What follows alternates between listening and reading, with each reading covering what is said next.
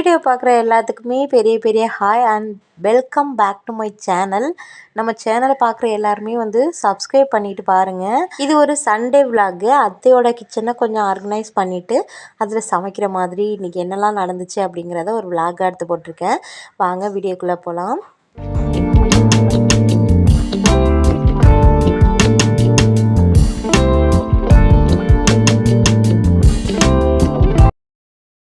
சண்டேனா எல்லாத்துக்கும் நார்மலாக லேட்டாக தான் ஸ்டார்ட் ஆகும். ஆனால் எங்களுக்கு எப்போவுமே கொஞ்சம் லேட்டாக தான் ஸ்டார்ட் ஆகும்.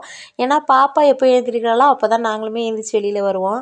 அதனாலேயே கொஞ்சம் லேட்டாக தான் ஆகிடும். கொஞ்சம் ஃப்ரெஷ் ஆகிட்டு இட்லி ஊற்ற வந்தாச்சு. பாப்பாவுக்கு ஃபஸ்ட்டு ஃபீட் பண்ணியாச்சு அப்படின்னா அடுத்த வேலையெல்லாம் அப்புறம் பார்த்துக்கலான்னு சொல்லி பாப்பாவுக்கு ஃபஸ்ட்டு இட்லி ஊட்டி விட்டுட்டேன். அடுத்து ஒவ்வொரு வேலையாக பார்த்துக்கலான்னு சொல்லி கிச்சனுக்கு கொஞ்சம் என்னோடய கிச்சனை ஆர்கனைஸ் பண்ணிவிட்டு அத்தையோட கிச்சனையும் கொஞ்சம் ஆர்கனைஸ் பண்ணலான்னு சொல்லி நம்ம வீட்டுக்கு எதிர்த்தாப்புல இருக்கிறது தான் அத்தை வீடு. அங்கே அத்தையும் மாமாவும் இருந்துப்பாங்க, நாங்கள் இந்த வீட்டில் இருந்துப்போம். எப்போவாவது அத்தை சமைச்சாங்கன்னா அந்த வீட்டில் சமைப்பாங்க விறகடுப்பில். மற்றபடி நான் இங்கேயே கேஸில் சமைச்சிடுவேன். மோஸ்ட்லி நாங்கள் விறகடுப்பு யூஸ் பண்ணுறதில்ல. அத்தை சமைக்கிற மாதிரி இருந்தால் மட்டும்தான் அவங்க மட்டும்தான் யூஸ் பண்ணுவாங்க. நல்லா பெயிண்ட் அடித்து இந்த ட்ரெடிஷ்னலாக சிக்குக்கோலெல்லாம் போட்டு அழகாக ஸ்டார்ட் பண்ணலாம், அங்கே தான் இன்றைக்கி சமைக்கிறோம் அப்படின்னு நினச்சிருந்தேன். ஆனால் எனக்கு ஃபுல்லாக கம்ப்ளீட் பண்ண முடியல. சரி இன்றைக்கி எல்லாத்தையும் கம்ப்ளீட் பண்ண முடியல, சரி நாளைக்கு பார்த்துக்கலாம், நாளைக்கு கோலம்லாம் போட்டுட்டு நாளைக்கு சமைச்சிக்கலாம் அப்படின்னு சொல்லி பிளானை மாற்றியாச்சு. ஆனால் எனக்கு அன்றைக்கி சிலிண்டர் இங்கே காலியாகி போயிடுச்சு.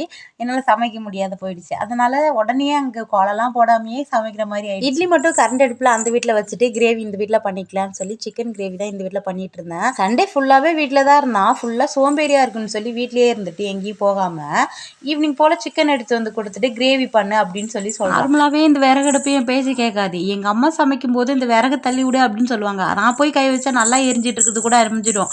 அப்படிப்பட்ட எனக்கு நான் போயிட்டு இன்றைக்கி பற்ற வச்சு நான் சமைச்சேன். அது எனக்கு கொஞ்சம் புதுசாக தான் இருந்துச்சு. நான் இந்த வீட்டில் கிரேவி பண்ணிகிட்டு இருந்தேன், அந்த வீட்டில் சார்னு கரண்ட் அடுப்பில் இட்லி ஊற்றி வச்சுட்டு இருந்தான். 3 நாளுக்கு அப்புறம் இந்த வீட்டில் சமைக்கிறதால இந்த வீட்டில் எதுவுமே இல்லை. திங்ஸ் ஒரு எண்ணெயோ ஒரு கடுகோ எதுவுமே கிடையாது. அப்புறம் எல்லாமே அந்த வீட்டுக்கும் இந்த வீட்டுக்கும் மாற்றி மாற்றி சார்னு போய் எல்லாமே எடுத்துகிட்டு கொடுத்துட்டு இருந்தேன். நான் சமைச்சிக்கிட்டு இருந்தேன். பாப்பாவை அத்தை பார்த்துக்கிட்டு இருந்தாங்க. மழை வேறு வர மாதிரி இருந்துச்சு, காற்றடிக்கிற மாதிரி இருந்துச்சு.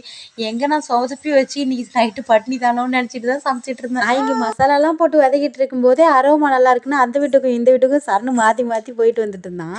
எனக்கு தெரியும் இன்றைக்கி எப்படியும் நமக்கு 10 மணிக்கு தான் சாப்பாடுன்னு நினச்சிட்டே தான் சமைச்சிட்டு இருந்தேன்.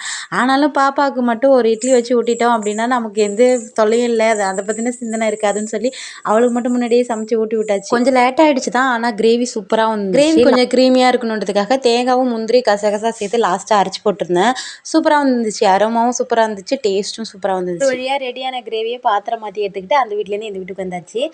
நாங்கள் 3 பேரும் சாப்பிட்ற வரைக்கும் பாப்பா கொஞ்சம் பக்கத்து வீட்டில் விளையாடிட்டு இருந்தா. பக்கத்து வீட்டுக்கும் 4 இட்லி வச்சு கொடுத்துட்டு பாப்பாவையும் தூக்கிட்டு வந்துட்டோம். பாப்பாவையும் தூக்கிட்டு எல்லாரும் ஒன்றா உட்காந்து தான் சாப்பிட்டுட்டு இருந்தோம். கொஞ்சம் அடாவடி பண்ணிட்டு தான் இருந்தால் அட்ஜஸ்ட் பண்ணி சாப்பிட்டாச்சு. இந்த சண்டே எங்களுக்கு இப்படி தான் போச்சு. இது வரைக்கும் ஃபுல்லாக வீடியோ பார்த்ததுக்கு ரொம்ப நன்றி. சப்ஸ்கிரைப் பண்ண மறந்துடாதீங்க. உங்கள் லவ் அண்ட் சப்போர்ட்டை எங்களுக்கு கொடுத்துக்கிட்டே இருங்க. இது வரைக்கும் நம்ம வீடியோவை பார்த்துருக்கீங்க அப்படின்னா நம்ம ஃபேமிலியில் நீங்களும் ஒருத்தவங்க தான். கண்டிப்பாக சப்ஸ்கிரைப் பண்ண மறந்துடாதீங்க. சப்ஸ்கிரைப் பண்ணி வச்சுக்கோங்க. நெக்ஸ்ட் வீடியோவில் பார்க்கலாம். பாய்.